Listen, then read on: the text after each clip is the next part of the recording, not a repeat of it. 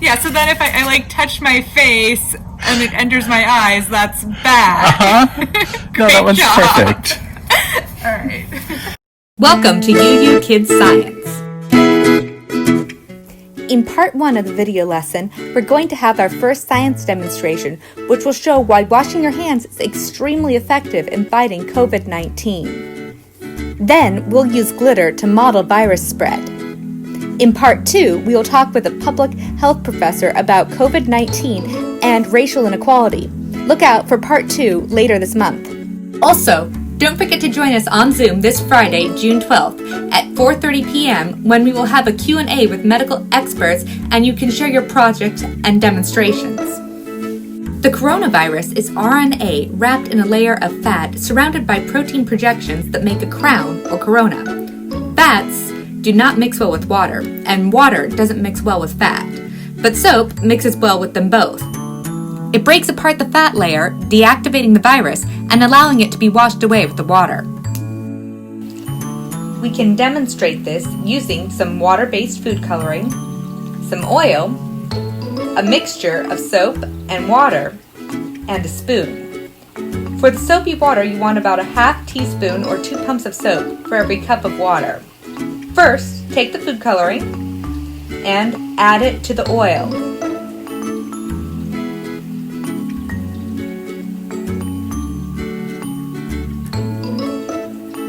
Then, give it a stir and see how it won't mix with the oil. This is because the food coloring is water-based and water will not mix with the oil. I'm going to go ahead and take my hand away so you can see how it's fully suspended in the oil. Next, take the soapy water and pour it into the oil. You'll see right away the food coloring starts to mix with the oil. If you give it a stir, you'll see the whole mixture starts to become green and a little bit sparkly, which I like. Since soap can break up and wash away oils and fats like the virus, it's actually more effective than hand sanitizer when you wash your hands correctly.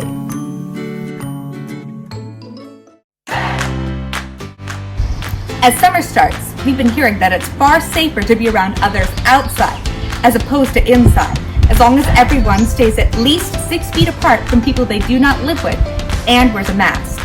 Note, I said stay at least 6 feet apart and wear a mask.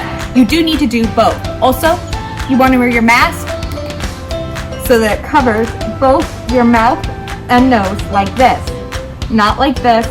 And at this point, you don't have a mask. You have a really weird scarf. The reason it's safer to be outside is that even a small wind can cause the virus to dissipate, and the amount of virus you're exposed to matters. The larger the virus load, the harder it is for your immune system to fight it off. However, as you use, we're not just worried about our own immune systems, or even the average immune system. We're worried about everyone. We believe everyone is important. Right now, we are particularly worried about people with compromised immune systems and people from communities that are more at risk. Imagine that we're going to the park to play with a friend who has the virus but is not showing symptoms and who we do not live with. We want to stay 6 feet apart, so we're going to play a ball game like soccer or basketball. We've heard that it appears to be difficult to catch the virus from an object. For our project this week, we're going to use a glitter ball, like this one, to see how many virus particles we might end up spreading from an outdoor ball game with a friend.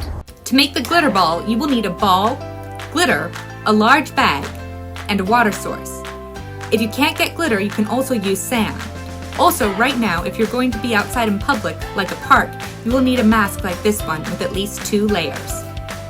If you want to try different conditions and be able to compare your results, you will also need a ruler. Measure the length of the diameter, a straight line through the center of the ball. Use a book or flat object to help you square the ball with the ruler. This ball has a diameter of 9 inches. We're going to put the glitter into a bag. To make this easier and prevent spilling, I like to put the bag into a container. You will want to put at least a 1/4 cup of glitter in the bag. If you have a larger ball, you may want to add more glitter. For those of you taking measurements, you'll want to add 1/4 cup of glitter for every 6 inches of ball diameter. So for a ball with a 9-inch diameter like this one, we're going to add 1/4 of a cup and 1/8 of a cup of glitter to our bag. Then you're going to want to take the ball to your water source and cover the ball with water. Rotate it a few times to make sure you cover the whole thing. This will ensure that glitter sticks to the ball. Next, put the ball in the bag with the glitter and shake it for a minute or 2.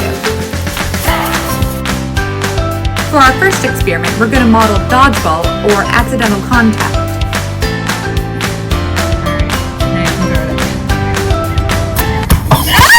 Sorry. It slipped, but it looks great. I see. Well, that's important. So after the first trial, I realized we needed better safety protocols.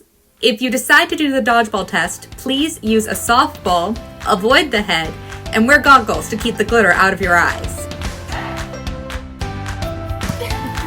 There we go. Sorry.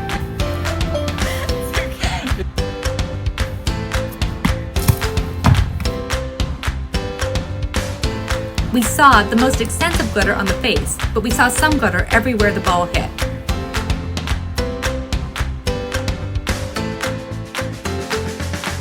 Next, we're going to look at catching a ball.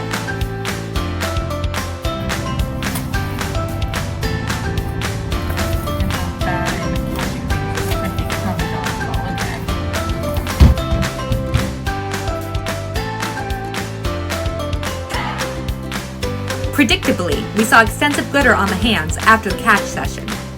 Finally, we're going to look at kicking a ball.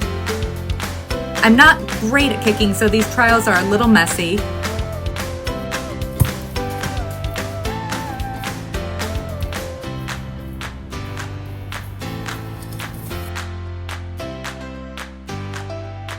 We didn't see much glitter on my shoes, but my skill level could have been a factor. Overall, we saw the most glitter from catching and dodgeball. There was relatively little glitter on my shoes, but this could be explained by my skill level.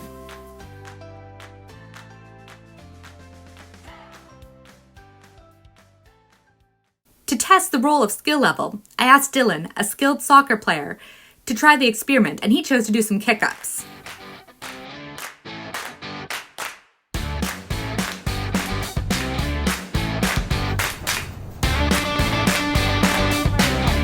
It's very hard? It's very hard. Oh, awesome.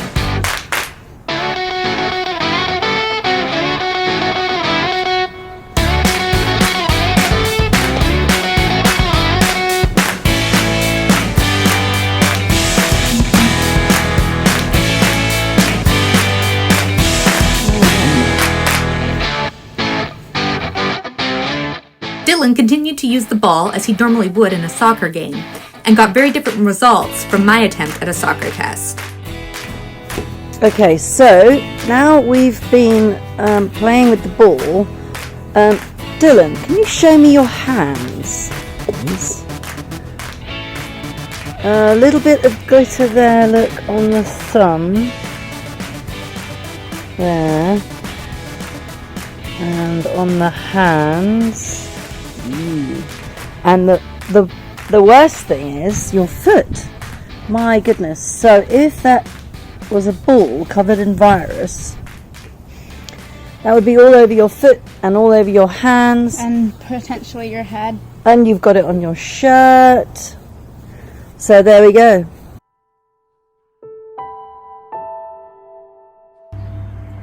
Well, there's some obvious problems with using glitter to model a virus.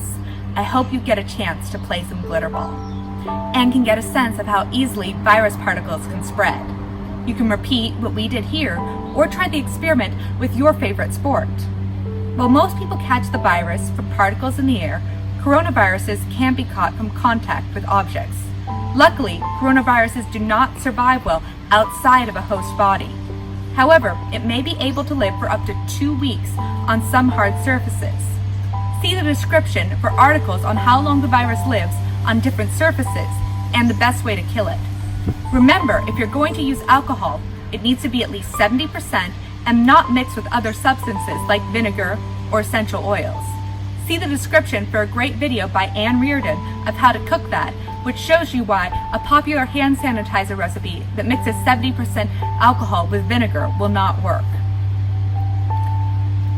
The overarching truth is that there's a lot we don't know, and that's one of the things that makes this situation so scary. We do know that social distancing works. We also know that the communities most affected by COVID-19 are communities of color. This is a historic moment in the fight for racial justice.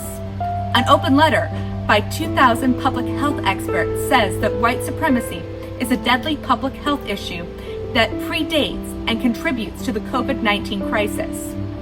We're very lucky to have, as part of our broader Unitarian community, Dr. Rebecca Fielding Miller, a public health professor at the University of California, San Diego, from the First UU Church of San Diego. Dr. Fielding Miller studies social inequalities and infectious disease. Look out for part 2 of this video where she talks about UU values and the dual public health crisis of racial injustice and COVID-19. In the meantime, please check out the action list from Santa Barbara Black Lives Matter in the description.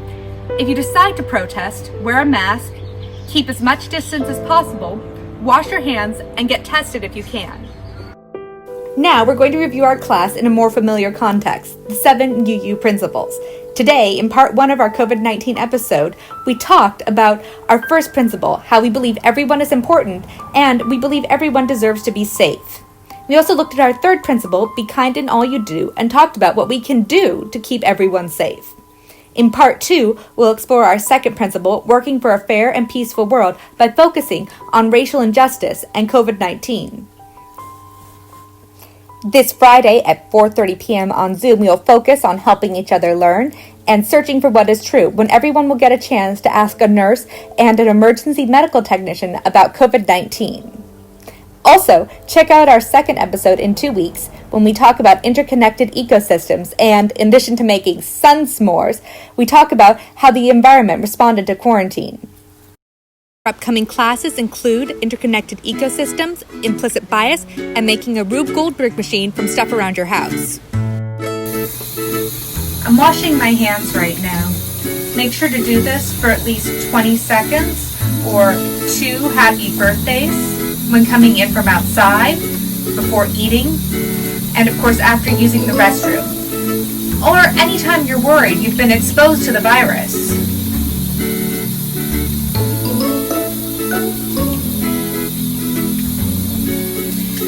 Make sure to dry your hands thoroughly with a clean towel.